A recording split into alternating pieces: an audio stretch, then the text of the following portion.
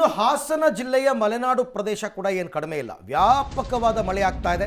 ಬೇಲೂರು, ಸಕಲೇಶಪುರ, ಆಲೂರು ಮುಂತಾದ ಕಡೆ. ಈಗ ಹಾಸನದ ಆನೆ ಮಹಲ್ ಬಳಿ ಭೂಕುಸಿತ ಆಗಿದೆ ಅನ್ನೋದಕ್ಕೆ ಸಂಬಂಧಪಟ್ಟಂತೆ ಮಾಹಿತಿಗಳು ಬರ್ತಾ ಇದೆ.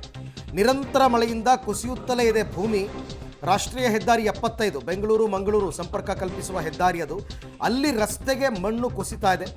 ಬೆಂಗಳೂರು ಮಂಗಳೂರು ಸಂಪರ್ಕವನ್ನು ಕಲ್ಪಿಸುವಂತಹ ಹೆದ್ದಾರಿ ಆತಂಕದಲ್ಲೇ ಸಂಚಾರವನ್ನು ಮಾಡ್ತಾ ಇದ್ದಾರೆ ವಾಹನ ಸವಾರರು. ಬಟ್ ಅದು ಯಾವ ಧೈರ್ಯದಲ್ಲಿ ಹೋಗ್ತಾರೆ ನಂಗೆ ಗೊತ್ತಿಲ್ಲ. ಆ ಸ್ಲರಿ ಅಂತ ಹೇಳ್ತಾರಲ್ಲ, ಅದು ಹಾಗೆ ರೋಡಿಗೆ ನುಗ್ಗಿಬಿಡುತ್ತೆ. ಆಮೇಲೆ ನಿಮಗೆ ಇದು ಸಿಗಲ್ಲ, ಗ್ರಿಪ್ ಸಿಗಲ್ಲ ಕಾರ್ಗಳಿಗೆ. ತುಂಬ ಧೈರ್ಯ ಮಾಡಿ ಹೋಗಬೇಕಷ್ಟೇ ಅವರು. ಮೋಸ್ಟ್ಲಿ ದೃಶ್ಯವನ್ನು ನೋಡ್ತಾ ಇದ್ದರೆ ಇನ್ನೂ ರೋಡ್ ತುಂಬ ಕವರ್ ಆಗಿಲ್ಲ ಅನಿಸುತ್ತೆ.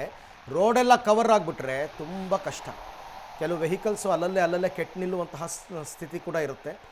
ಓವರಲ್ ಆಗಿ ಹೇಳಬೇಕು ಅಂತಂದರೆ ಅದೊಂದು ರೀತಿ ನಿಮಗೇನಾದರೂ ಆ ಘಾಟಲ್ಲಿ ಸಿಕ್ಕಾಕ್ಕೊಂಡ್ರೆ ಅದೊಂಥರ ನರಕ. ಸಕಲೇಶಪುರ ದಾಟ್ತಾ ಇದ್ದಾಗೇ ಘಾಟ್ ಸೆಕ್ಷನ್ ಸ್ಟಾರ್ಟ್ ಆಗುತ್ತೆ. ಅಲ್ಲಿ ಗುಡ್ಡ ಕುಸಿತವಾದಾಗ ನಿಮಗೆ ರೋಡ್ ಬ್ಲಾಕ್ ಆಗುತ್ತೆ. ಇದು ಶಿರಾಡಿ ಘಾಟ್ ಮತ್ತು ಚಾರ್ಮಡಿ ಘಾಟ್ ಎರಡೂ ಘಾಟ್ಗಳಲ್ಲಿ ಪ್ರತಿ ವರ್ಷದ ಸಮಸ್ಯೆ.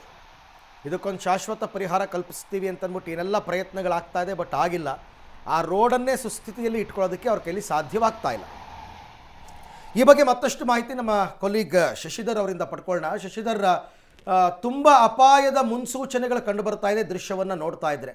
ಬಟ್ ಸ್ಟಿಲ್ ವಾಹನಗಳ ಓಡಾಟಕ್ಕೆ ಇನ್ನೂ ಅನುಕೂಲ ಮಾಡಿಕೊಡ್ತಾ ಇದ್ದಾರಾ ಅಥವಾ ವೆಹಿಕಲ್ಸ್ ಡೈವರ್ಟ್ ಮಾಡಿದಾರಾ? ತುಂಬ ಅಪಾಯ ಅಲ್ವಾ ಈ ಥರ ಸನ್ನಿವೇಶದಲ್ಲಿ ವೆಹಿಕಲ್ಗಳು ಮೂವ್ ಆಗೋದು?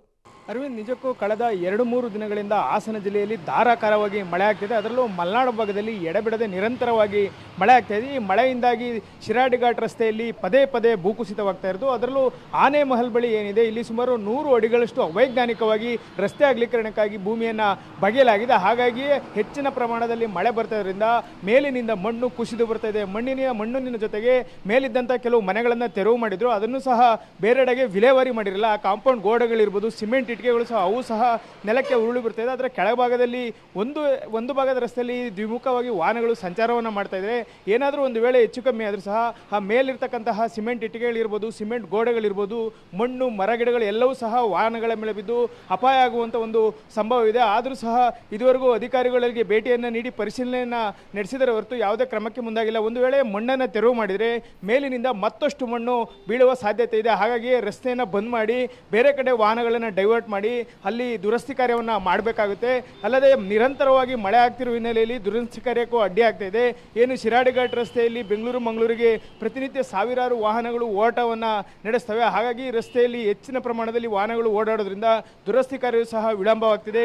ಒಂದೆಡೆ ಚತುಷ್ಪಥ ರಸ್ತೆ ಸಿಮೆಂಟ್ ಕಾಮಗಾರಿ ನಡೀತಾ ಇದ್ರೆ, ಮತ್ತೊಂದೆಡೆ ಇಡೀ ರಸ್ತೆ ಸಂಪೂರ್ಣವಾಗಿ ಗುಂಡಿಮಯವಾಗಿದೆ. ಹಾಗಾಗಿ ವಾಹನಗಳು ನಿಧಾನಗತಿಯಲ್ಲಿ ಆತಂಕದಲ್ಲೇ ಓಡಾಡ್ತಾ ಇದೆ. ಆನೆ ಮಹಲ್ ಬಳಿ ಈಗಲೂ ಸಹ ಮಣ್ಣು ಕುಸಿತ ಮುಂದುವರೆದಿದೆ. ಹಾಗಾಗಿ ಅಲ್ಲಿ ಪೊಲೀಸರು ಸ್ಥಳದಲ್ಲಿ ಬೀಡು ಬಿಟ್ಟಿದ್ದಾರೆ.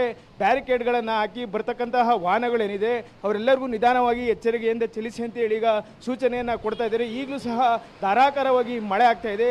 ಹಾಗಾಗಿ ಮಣ್ಣು ಪದೇ ಪದೇ ಕುಸಿದು ಬರ್ತಾ ಇದ್ದು ಯಾವುದೇ ಕ್ಷಣದಲ್ಲಿ ರಸ್ತೆ ಸಂಚಾರ ಬಂದಾಗುವಂಥ ಒಂದು ಸಾಧ್ಯತೆ ಹೆಚ್ಚಾಗಿದೆ. Arvind, right, thank you Shashidhar, ತಮ್ಮ ಎಲ್ಲ ಮಾಹಿತಿಗಾಗಿ ಧನ್ಯವಾದ.